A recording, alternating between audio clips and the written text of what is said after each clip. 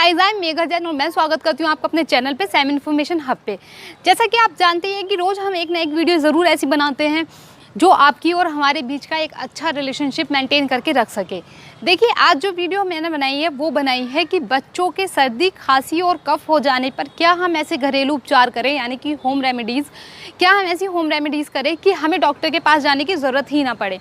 देखिए, first suggestion मेरा आपको यही रहेगा कि डॉक्टर के पास कि हर एक मर्ज़ के लिए जाने की ज़रूरत नहीं होती है। अगर आप हर एक छोटी छोटी चीज़ पे डॉक्टर के पास जाएंगे और अपने बच्चे को मेडिसिन का आदी बना देंगे तो उसकी बॉडी इसी नेचर में आ जाएगी कि उसकी कोई भी छोटी से छोटी तकलीफ़ आपकी होम रेमेडीज़ से ठीक नहीं होगी, क्योंकि बॉडी को आदत पड़ जाती है जैसी आप उसको आदत डालते हैं।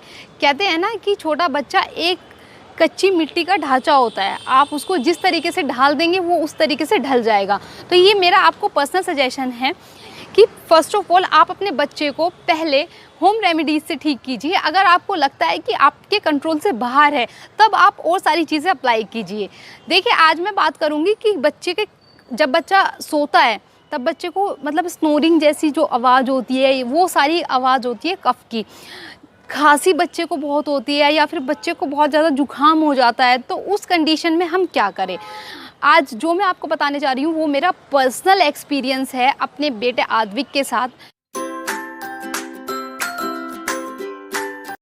देखिए, फर्स्ट ऑफ ऑल आपको करना है, मस्टर्ड ऑयल लेना है। मस्टर्ड ऑयल में आपको कुछ दाने अजवाइन के डालने हैं और उसके साथ अगर आप लहसुन खाते हैं, मैं लहसुन नहीं खाती हूँ तो मैं वो नहीं डालती थी, लेकिन अगर आप खाते हैं तो आप उसमें कुछ कलियाँ लहसुन की डाल लीजिए। आप उसको जब तक पकाते रहिए जब तक लहसुन की कलियाँ ब्राउन ना हो जाएं। और अगर आप लहसुन की कलियाँ नहीं डाल रहे हैं और अगर आप अजवाइन डाल रहे हैं तो अजवाइन का तेल 5 मिनट ज़्यादा से ज़्यादा आपको पकाना है। उसके बाद उसको छान लीजिए। आप वो अपने बच्चे को रात को सोते समय उसकी चेस्ट पे, बैक पे, उसके पैरों के तलवों पे अप्लाई कीजिए। फर्स्ट तो ये मेरा हो गया।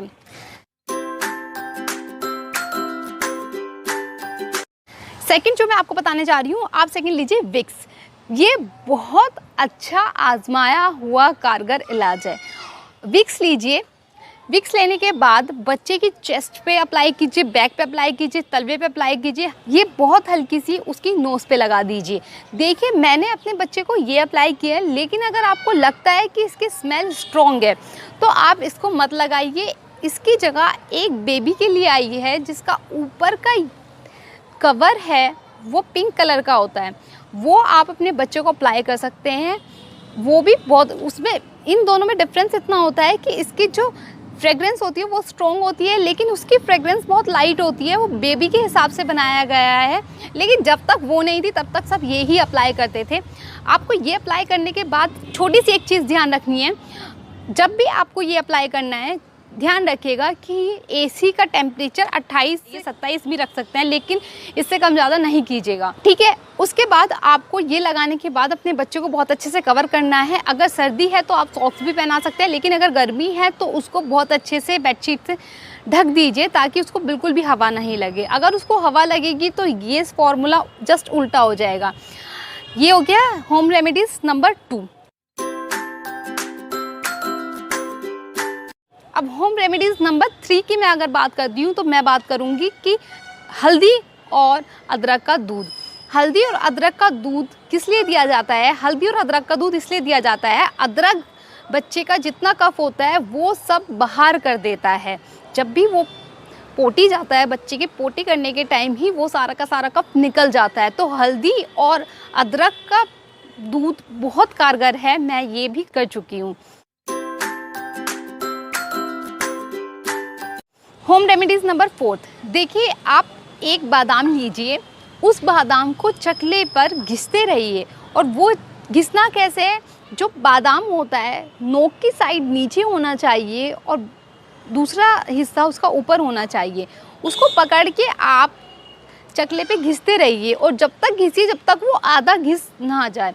जब वो आधा घिस जाए तो फिर उस पेस्ट को आप चम्मच में लेके हल्की सी आंच पे गरम कर लीजिए और उसको, अगर बच्चा ब्रेस्ट फीड पे है तो मदर का ब्रेस्ट फीड उसमें मिला के बच्चे को पिला दीजिए, वरना आप उसको हल्का सा दूध में गरम करके तब पिला सकते हैं।